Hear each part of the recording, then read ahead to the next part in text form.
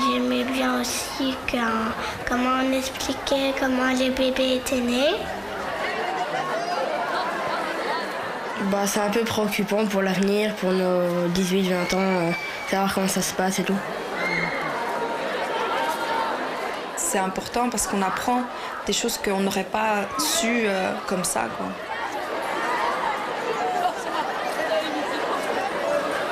Si on aurait un cours, ce serait mieux. Ça, on pourrait parler avec une personne adulte, une personne responsable, qui se connaît mieux que nous, pour nous apprendre.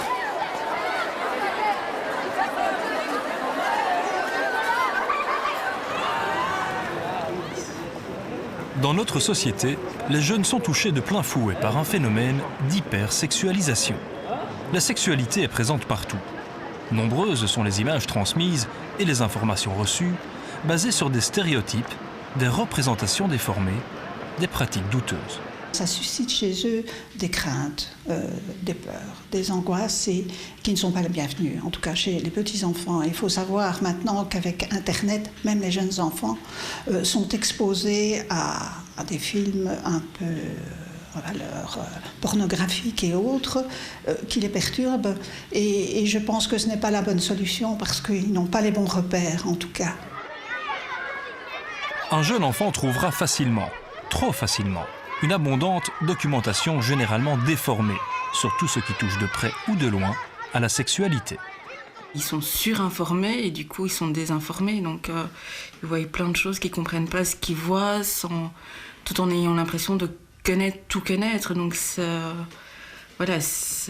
un impact énorme, énorme, surtout pour la désinformation. Il est donc primordial de restituer aux jeunes des informations exactes, de reformuler les termes, de démystifier la pornographie ambiante et surtout de mettre en avant qu'une sexualité épanouie va de pair avec les notions d'amour et de respect mutuel. Depuis plus de 30 ans, les centres de planning familial font de l'éducation sexuelle auprès des jeunes. L'EVRAS, il a une importance, selon moi, tout à fait capitale, qu'on soit en milieu privilégié. On va dans des collèges nantis, en humanité générale, on va dans des écoles professionnelles, on va beaucoup dans les CFA aussi. C'est utile partout, mais à différents niveaux. Ce n'est pas la première fois que les animatrices de la Free Clinic rencontrent les jeunes de cette classe. Ainsi, différentes animations ont déjà eu lieu, notamment sur les moyens de contraception et les maladies sexuellement transmissibles. Cette année-ci, on a plus envie avec vous de parler de comment on vit sa vie amoureuse, comment c'est, comment savoir, comment comprendre les filles. Les garçons, ils trouvent souvent que les filles sont compliquées. Et puis les filles, elles ont pas mal de choses aussi à apprendre des garçons. Alors, l'EVRAS à l'école, c'est un terrain magnifique parce que vraiment, ça permet aux élèves, dans un climat, nous, si on est animateur, c'est notre métier d'amener un climat tout à fait naturel. Et très très vite, ils se rendent compte qu'ils sont dans un espace où on peut aborder sans aucune difficulté. Et on n'espère pas trop de jugement. On fait ce qu'on peut, mais entre eux, c'est assez redoutable le jugement. Parler de toutes ces choses, ces appréhensions, ces peurs, les fantasmes qui sont multiples. Et voilà, quand les élèves se lâchent, il y a toujours 2-3 élèves meneurs. Les chahuteurs, nous, on aime bien parce qu'ils ont un franc-parler et grâce à eux, on peut vraiment faire circuler la parole et amener des choses tout à fait spontanées. C'est facile de demander à la fille si elle est prête. Pour les garçons, c'est pas un sujet tabou, mais pour les filles, c'est un sujet tabou, ça. Ils n'aiment pas aborder... Vous êtes d'accord, les filles? Les filles, sûrement. T'es fille. Sensibiliser les jeunes, les inciter à réfléchir, leur fournir des informations fiables peut empêcher de nombreux problèmes de santé publique, tels que la violence dans les relations amoureuses, les grossesses non désirées ou la contamination d'une maladie grave telle que le sida. Organiser des espaces d'échange, c'est aussi leur donner l'occasion de parler de leurs interrogations et de leurs attentes. On apprend des choses qu'on ne savait pas, on apprend les risques, on voit en plus profond les risques qu'on pourrait avoir si on ne se protège pas, tomber enceinte, les maladies et tout ça. Donc c'est important parce qu'on apprend des choses qu'on n'aurait pas su comme ça, quoi. À ce genre d'animation, on apprend ce que forcément on n'apprend pas à la maison. Ouais. Donc on apprend les choses de la vie réelle, des discussions sur comment se protéger, la sexualité, etc. Donc ouais, c'est bien. Je pense que c'est quelque chose qu'il faut faire au moins 1 à 2 fois par an dans les classes. Parce qu'il y a plusieurs personnes qui ne veulent pas en parler avec leurs parents ou même avec leurs amis et qui se sentent mieux en parlant avec une personne extérieure à leur famille ou qui est neutre à la relation. Enfin, pour la plupart des personnes, c'est un sujet tabou, le sexe. Et s'ils en parlent, je trouve que c'est bien parce que ça permet de... Comment dire, apaiser le stress de parler de ça pour certaines personnes. Voilà. Ces animations se font sur demande de la direction de l'école et en collaboration étroite avec le centre PMS de l'établissement scolaire. Et donc c'est vrai qu'ici moi je sers aussi de relais, puisqu'après les animations qui se font à l'école, j'ai aussi un bureau à l'école où les élèves peuvent encore venir me poser des questions concernant tout ce qui est turlupine ou une adresse ou un numéro de téléphone que je peux leur communiquer de façon confidentielle. Ainsi, depuis des années, une éducation sexuelle est proposée aux écoles.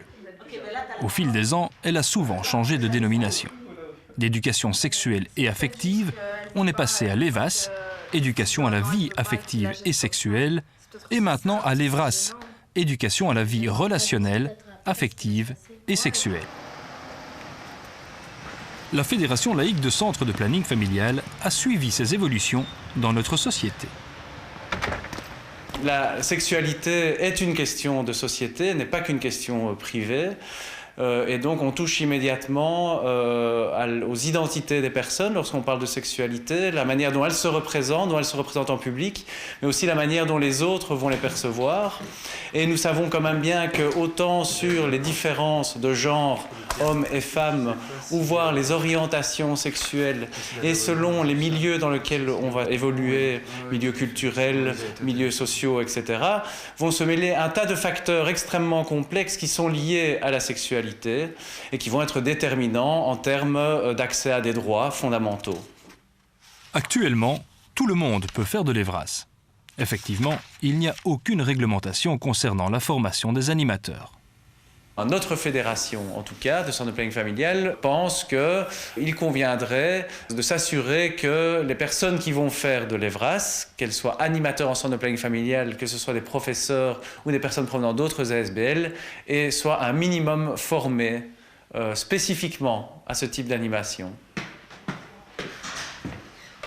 La fédération propose aux écoles de créer une cellule EVRAS qui associe différents partenaires tels que des professeurs, des éducateurs, des infirmiers de centres PMS et des animateurs de centres de planning familial. C'est à la demande des écoles que nous implantons ce genre de projet. Donc il y a une sollicitation qui est demandée de la direction parce qu'effectivement ce projet est implanté dans l'école, donc il doit offrir à ses participants les conditions de réunion, mais aussi de faisabilité du projet. Il doit bien sûr valider le projet auprès des autres enseignants et de le faire passer aussi auprès des parents, parce que les parents sont aussi associés à cette démarche. Ils sont informés qu'il va y avoir des moments privilégiés autour des questions qui portent sur la sexualité de leurs enfants. Les cellules EVRAS sont garantes d'une information faite dans de bonnes conditions. C'est le cas de l'école plein air, qui a créé sa cellule EVRAS il y a une bonne dizaine d'années. C'est du velours parce qu'en fait, il faut se dire que là où il n'y a pas de cellule, nos animations dépendent soit d'un professeur de morale motivé, soit de professeur de gymnastique motivé, soit d'une chouette direction, soit d'un chouette PMS. Mais voilà, c'est lié à des personnes. Si ces personnes s'en vont, peut-être que ça peut tomber. Le fait d'avoir une cellule, ça s'adresse à tout le monde. Il y a une réflexion de PMS, il y a une réflexion des enseignants, il y a une réflexion de la direction, parce qu'on ne peut pas le faire si la direction n'est pas partie prenante. La cellule réunit des institutrices, une infirmière sociale, une secrétaire, ainsi que des animatrices. Chaque participante est bénévole et a reçu une formation EVRAS. On avait bien expliqué que l'urètre, c'était le canal pour faire passer ou l'urine ou le sperme, mais pas les deux en même temps, machin. Mais les filles, ça n'existait pas. Donc j'ai quand même rectifié le tir en disant on va avoir des nouvelles planches, celles qu'on nous a montrées. Là, et là, vraiment, c'est des planches où tu vois la vulve avec vraiment l'urètre, le clitoris. Au cours de ces réunions, la cellule planifie les animations dans les classes et répond à toute demande du corps professoral ou des parents portant sur l'éducation sexuelle et affective des élèves. Nous commençons les animations en 3e maternelle et après les enfants ont une animation dans toutes les années en primaire, de la 1re à la 6e primaire. Et voilà, et la vie affective, sexuelle, relationnelle de l'enfant commence dès la naissance et d'ailleurs même dans le ventre de sa maman. Enfin, en ce qui nous concerne, elle commence évidemment en classe de maternelle aussi. Vous êtes déjà débarrassé de vos manteaux? Oui. Ok, venez. Les animations ne sont pas des cours. Il est donc impératif que l'animatrice soit extérieure à l'école et n'ait pas de relation d'autorité avec les élèves. Tout ce qui se dira ou se passera durant l'activité doit rester confidentiel. Ce matin, ce sont les élèves de première année qui vont participer à une animation Evras. Comme le bébé est dans une poche, à un moment donné, il va se préparer et comme la tête du bébé, souvent c'est la plus lourde, boum, il va déjà, regardez, il est prêt à plonger, il va déjà mettre sa tête en bas. Et quand tout est prêt, après 9 mois, bébé sort enfin par la zézette. Tu as tout à fait raison.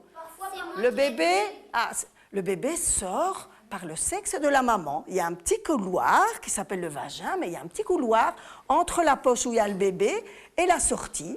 Ils sont en général très intéressés et je dirais que c'est pas trop tôt pour eux parce que ce soit une 3e maternelle ou une 1re secondaire, en général on essaye quand même d'ouvrir les choses et puis de laisser émerger les questions. Mais est-ce que tu te rappelles quand tu étais tout petit bébé? Mais je pense que, je dirais à cet âge-là, 4, 5, 6 ans, les enfants, ils sont intéressés par le sexe de l'autre. C'est quand même tous les moments où on est souvent appelé au secours par des écoles parce qu'ils ont été dans des toilettes, aller regarder comment la petite fille est faite, est-ce qu'il y a moyen de rentrer quelque chose, et comment le petit garçon est fait, et pourquoi ça durcit. Il y a un enfant qui parlait du petit bâton du matin, donc ça fait partie de leur vie depuis qu'ils sont très petits. Donc moi, je pense que c'est juste mettre des mots sur quelque chose qui les traverse. Et j'aimais bien aussi comment on expliquait comment les bébés étaient nés. Maintenant, je sais comment on fait les bébés. Et qu'avant, je ne savais pas comment on les faisait. Le sexe, ça, j'en avais déjà parlé. Avec qui? Ma maman. On a aussi appris sur le sexe de la madame, de la fille et du garçon. C'est quelqu'un qui a un endroit qui est grand. Avec l'expérience qu'on a ici à l'école, on voit que les enfants attendent ces événements avec beaucoup d'impatience et vivent avec beaucoup d'intensité ces animations. Ça leur permet vraiment d'être face à un interlocuteur autre que l'adulte, référent, donc l'instituteur par exemple, avec qui ils peuvent interagir et poser des questions qu'ils n'oseraient peut-être pas poser à une personne qu'ils voient tous les jours. Ça leur permet aussi parfois de chercher des pistes, chercher des choses, d'être en interaction par rapport à des événements qui les concernent directement ou indirectement. Et donc, je dirais que l'expérience qu'on a ici à l'école nous laisse penser que c'est extrêmement nécessaire, extrêmement essentiel que ça existe. Non, venez par ici. Peut-être c'est mieux. La motivation, c'est peut-être de rentrer dans le projet de notre établissement, qui est celle de prendre l'enfant comme étant un être humain à part entière, dans toutes ses dimensions, qui sont certes intellectuelles dans une école, elles sont physiques, mais elles sont sociales aussi, bien entendu, donc relationnelles. Pour nous, c'est un outil parmi d'autres ici au sein de l'école qui permettent aux enfants de se développer dans les dimensions relationnelles, de pouvoir éventuellement aussi avoir un répondant par rapport à leurs interrogations, par rapport à leurs craintes, par rapport à des événements qui se produisent dans leur vie, privée ou ici à l'école. Et donc la motivation principale, je crois, c'est d'aider au maximum les enfants à se développer de manière harmonieuse. Toutes les directions d'école ne sont pas de cet avis. Certains se montrent relativement frileux par rapport à l'Evras et n'en souhaitent pas dans leur établissement. Et pourtant, depuis juin 2012, l'Evras a été inscrit dans le décret mission des écoles. Pour de nombreux organismes et associations, il s'agit d'une avancée importante, mais cependant insuffisante. C'est le cas du Centre d'action laïque. En juin 2012, la ministre de l'Enseignement obligatoire a introduit de nouvelles dispositions dans ce qu'on appelle le décret mission.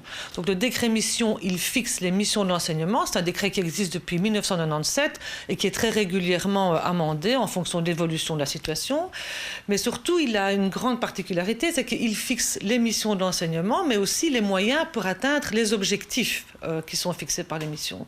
Et ces objectifs sont de 4 ordres, notamment l'acquisition des savoirs, avoir, mais également des missions qui doivent permettre à l'enfant et aux jeunes de devenir un citoyen responsable, d'avoir les mêmes chances que les autres, d'être épanoui dans son déploiement professionnel, mais aussi personnel.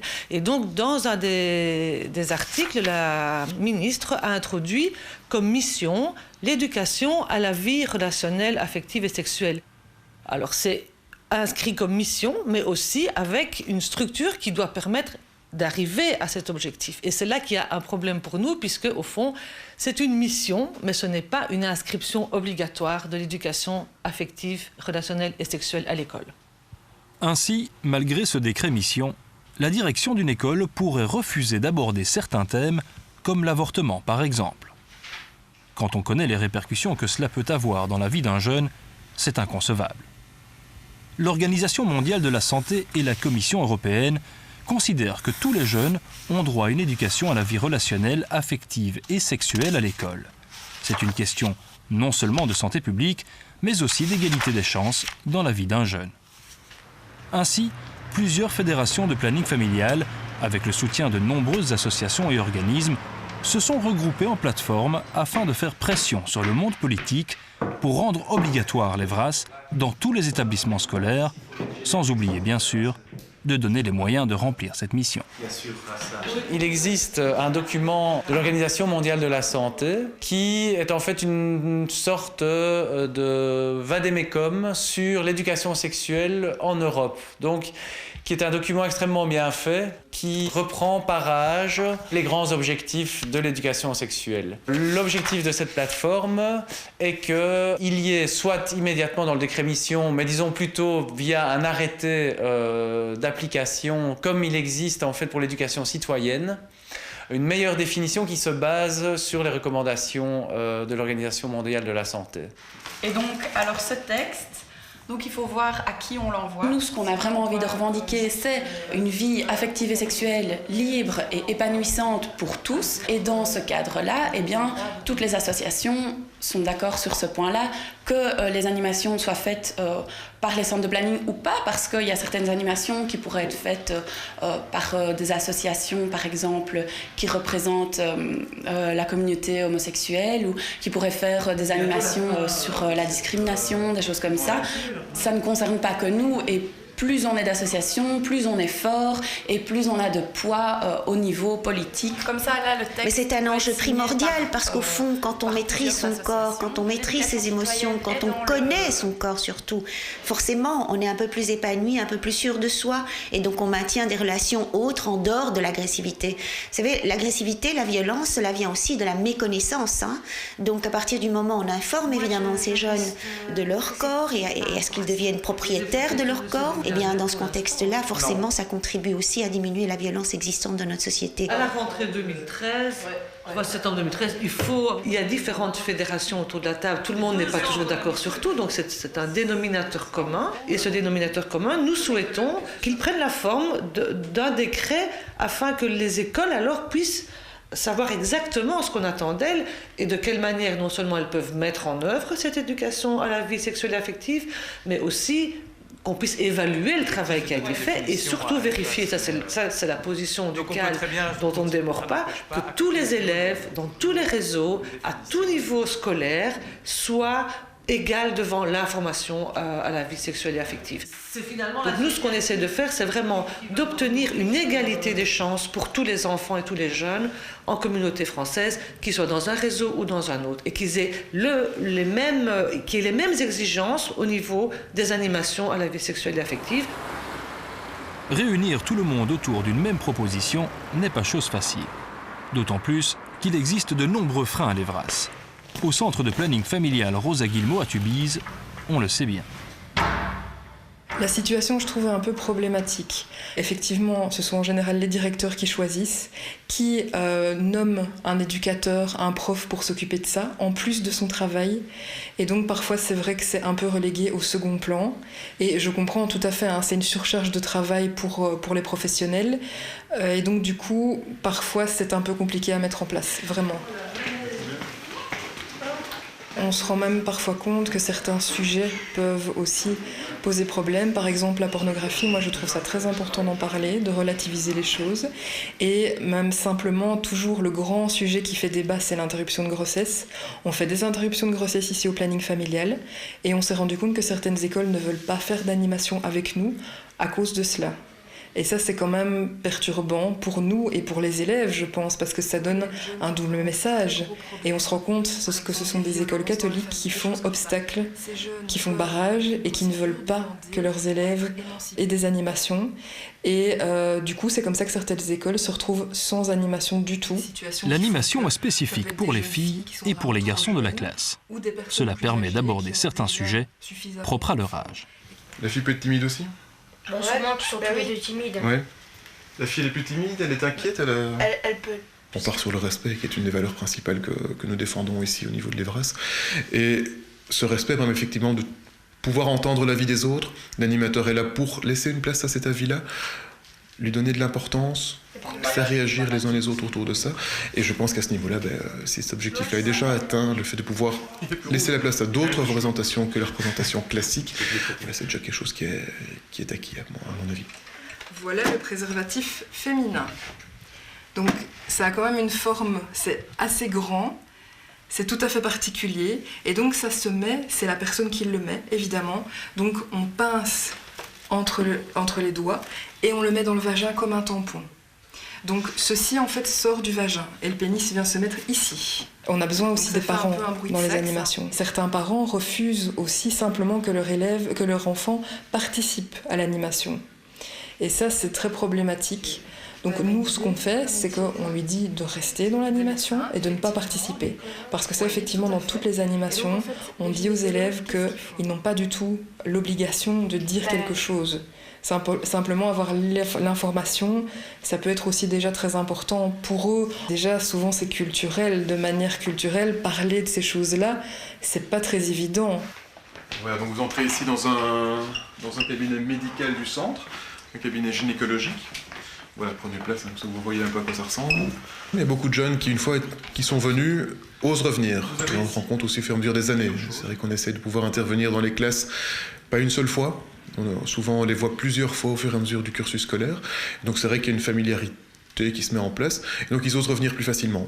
Que ce soit pour demander des préservatifs, que ce soit pour un rendez-vous médical. Donc le fait qu'ils sachent qu'il y ait ici des médecins formés à la gynécologie ou des gynécologues qui puissent vraiment répondre à leurs questions. Et donc finalement, on se rend compte que les jeunes, une fois qu'ils ont franchi la porte une fois, peuvent la refranchir d'autres fois par la suite. Ces rencontres, qui sont préparées en collaboration avec le centre PMS de l'école, sont des moments privilégiés nécessaires à une bonne information des jeunes. Je pense qu'effectivement, il faudrait qu'il y ait une législation obligatoire, mais de manière claire, et qu'on puisse donner les moyens aux écoles de mettre en place cette législation.